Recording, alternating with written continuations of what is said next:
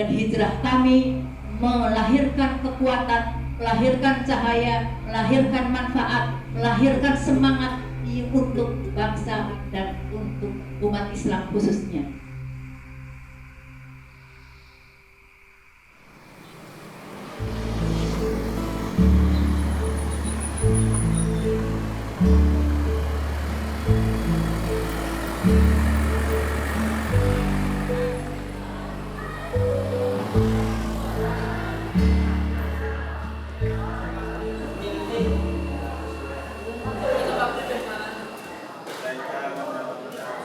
Pesantren Kebon Jambu ini dulu dipimpin oleh Kiai Haji Muhammad, suami saya. Beliau adalah tokoh karismatik, kiai yang sangat dimuliakan oleh murid-muridnya dan oleh masyarakatnya. Di sini ini adalah pesantren yang tentunya seperti banyak pesantren patriarki, dan pesantren kami adalah pesantren tradisional yang akhirnya pesantren ini menjadi berkembang dari santrinya yang waktu itu 350 orang, sekarang sudah mencapai 1.700 orang.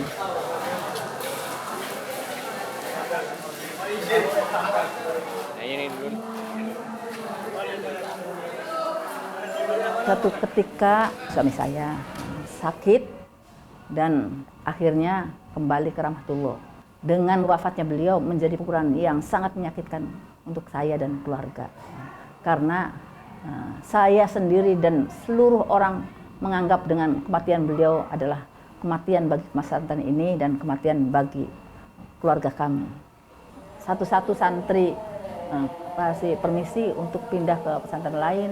Orang tua datang, mereka sudah mengambil anak-anaknya untuk pindah ke pesantren lain dan mesantrenkan anak-anaknya ke tempat yang lain.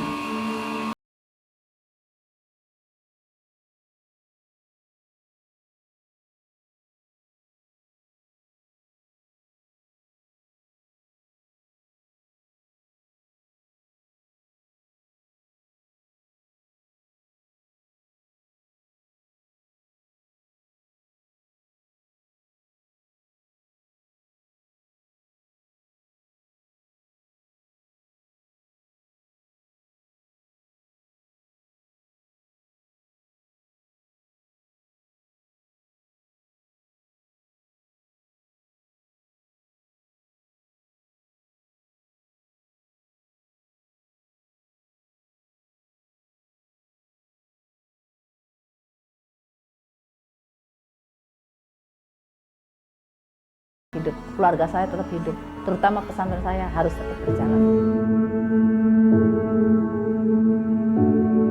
Ya Allah, ku angkat Engkau sebagai kekasih, menggantikan suami saya.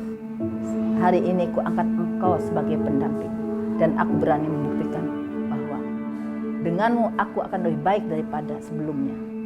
Dan aku berani membuktikan bahwa Engkaulah yang terbaik yang selama ini kumiliki. Nah, kata-kata itu seperti sebuah kekuatan untuk saya yang lagi gamang. Sehingga saat saya merasa risau, saya selalu mengucapkan kata-kata itu di depan Tuhan. Ku angkat Engkau hari ini sebagai kekasih, sebagai pendamping saya. Dan saya pasti akan menjadi perempuan yang lebih hebat daripada saat saya mendampingi sosok mulia, yaitu suami saya yang dulu.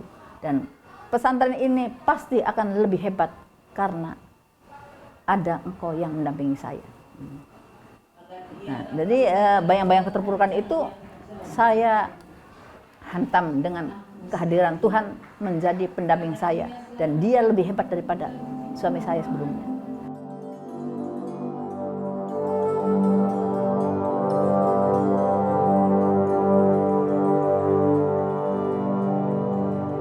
Yang ada di otak kita itu adalah uang itu sebuah kebu. Coba mindset itu kita letakkan kepada sholat, bukan kewajiban, tapi itu adalah kebutuhan. Pesantren itu adalah pendidikan yang di mana penempaan secara rohani.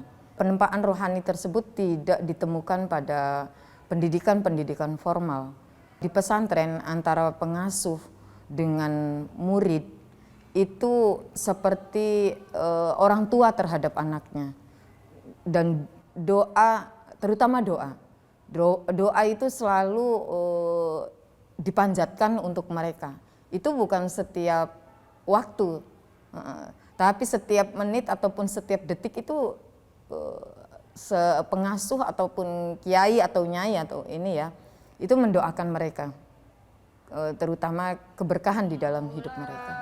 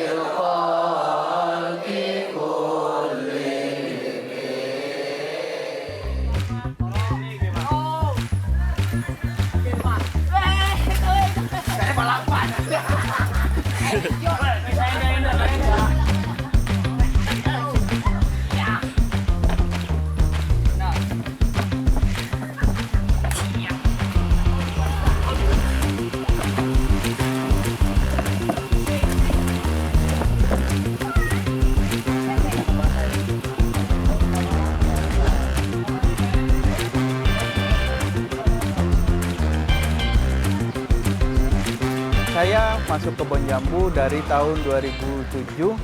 Selama ini bangga menjadi seorang santri karena di dalam santri itu mengajarkan beberapa hal dari yang tidak tahu menjadi tahu. Ini yang menyebabkan saya masih tetap bertahan di Pondok Pesantren Kebon Jambu Al-Islami karena satu, dorongan dari hati, kedua, dorongan dari kemauan, ketiga, dorongan untuk menggapai cita-cita mendapatkan ridho guru yang ada di Pondok Pesantren Kebon Jambu Al-Islami.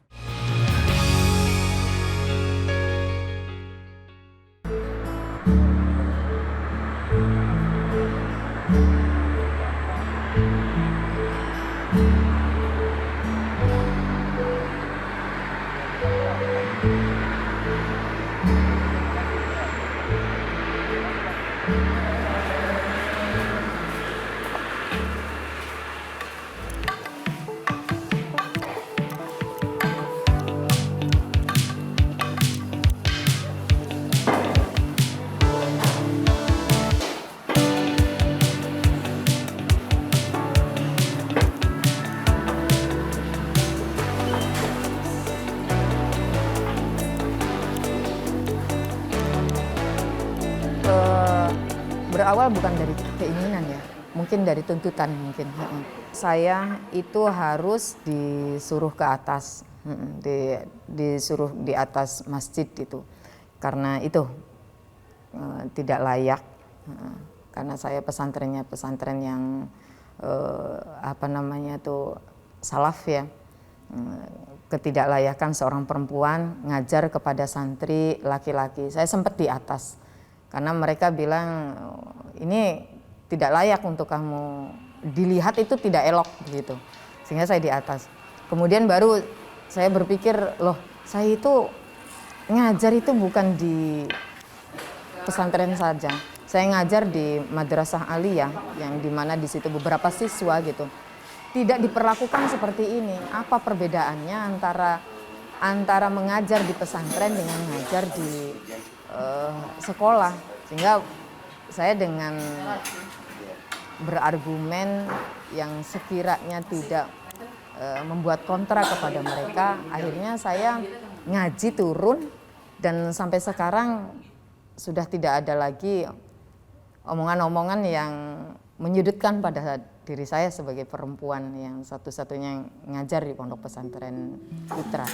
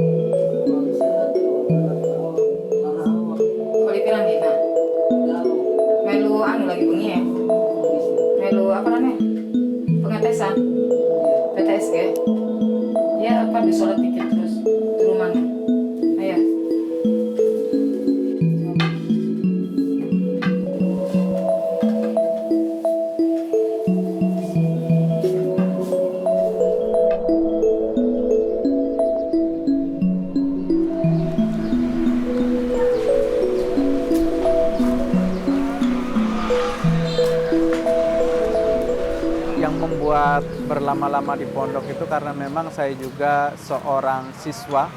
Berawal dari SMP hingga S2 saya masih ada di wilayah Pondok Pesantren Kebon Jambu. Saya diamanahi oleh ibu nyai saya di bagian koordinator pengurus harian Yayasan Tunas Pertiwi Cirebon. Untuk bayaran sendiri tidak ada sepeser pun saya pribadi dibayar oleh Pondok Pesantren Kebon Jambu karena memang tujuan saya adalah mengabdi. Pepatah dari almarhum Kiai Haji Asror Muhammad bahwa jangan pernah merasa dibutuhkan oleh pondok, tapi hakikatnya kitalah yang butuh pondok.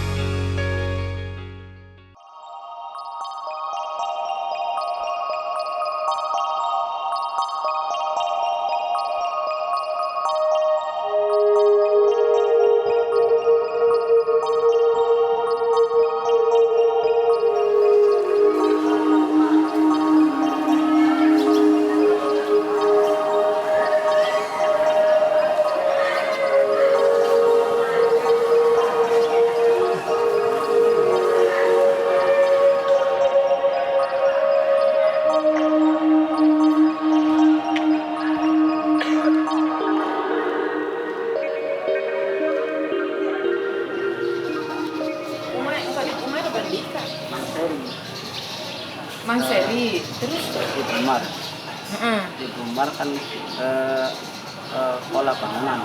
Begitu Mang Seri terus acara Mang Seri sampai deketan.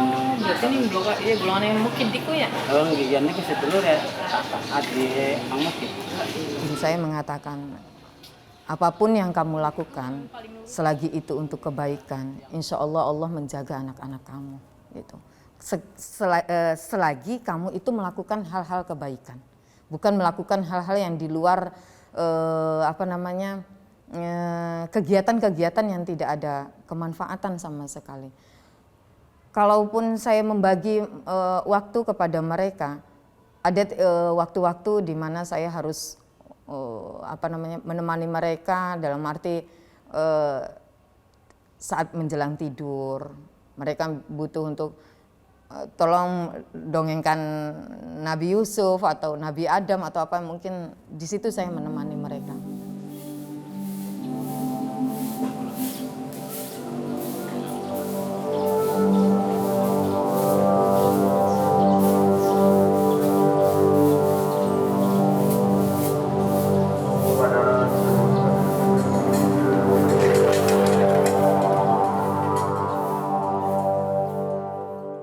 Hadapan kita adalah santri laki-laki, jadi kan yang dihadapkan Yayu, di hadapan saya itu adalah santri laki-laki yang tidak pada umumnya untuk tidak mudah untuk kita langsung mimpin dan sebagainya. Tidak ada yang tidak bisa yang kita lakukan. Kenapa laki-laki bisa, kita tidak? Kita harus punya tekad, semuanya kita bisa lakukan. Bagaimana itu pemimpin-pemimpin perempuan, Ratu Elizabeth, kemudian Cleopatra, kemudian Ratu Bilqis. Mereka memimpin para laki-laki, dan laki-laki itu laki-laki kuat. Kalau santri kan hanya laki-laki, laki-laki kecil belajar, bukan pejabat, bukan perwira, bukan jenderal, bukan laki-laki kuat. Maka yang kita hadapi itu lebih kecil dibanding. Menurut saya pemimpin itu adalah orang yang terkuat dan yang paling mampu dalam golongan itu. Dan pemimpin itu bukan yang ditunjuk, tetapi yang dibaiat, yang dibutuhkan. Dan sosok yang kuat itu adalah mungkin laki-laki dan mungkin perempuan. Kayak saya sendiri menjadi pemimpinan pesantren Kebon Jambu ini bukan kehendak saya, tetapi karena tuntutan pesantren yang harus berjalan dan tuntutan dari keluarga dan dari santri-santri, maka saya maju menjadi pimpinan. Dan tidak mungkin Islam sedangkal itu dan beda-bedakan antara laki-laki dan perempuan dalam sebuah hal, artinya dalam pimpinan ini.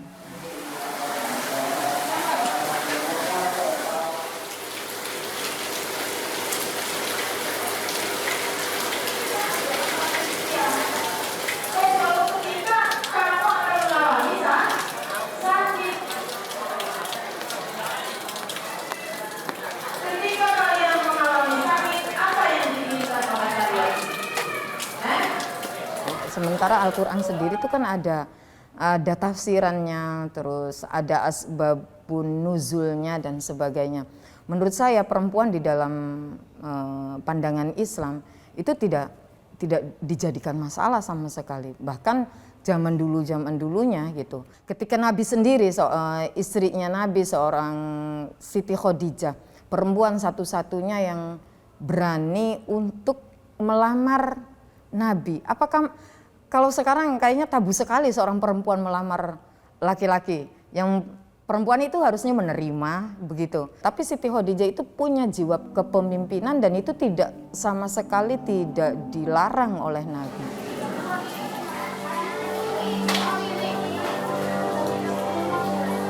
Tidak menjadi persoalan bagi saya pribadi untuk berhenti mengabdi dan menuntut ilmu walaupun dipimpin oleh seorang nyai. Karena seorang nyai juga mampu mengajarkan kita untuk selalu semangat dalam menuntut ilmu serta menguatkan hati kita untuk selalu optimisme dalam menjalankan aktivitas sehari-hari.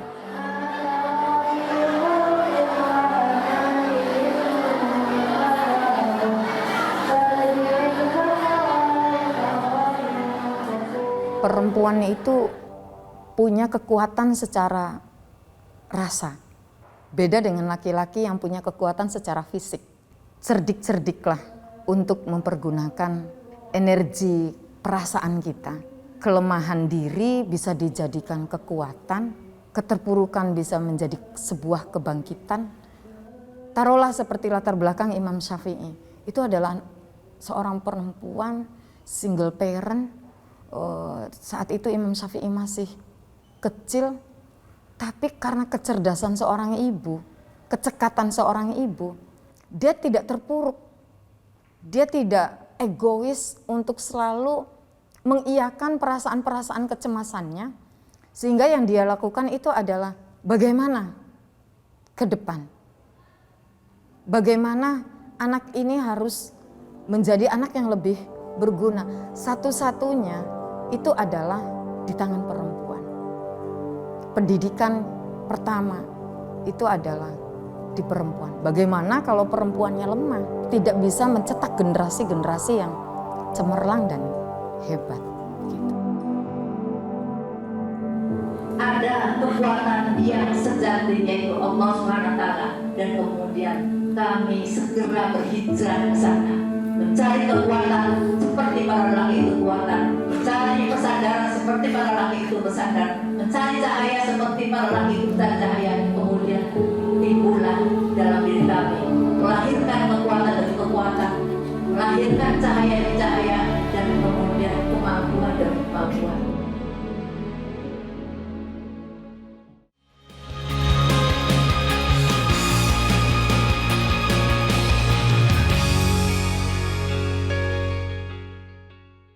Jelajahi cara baru mendapatkan informasi. Download Metro TV Extend sekarang.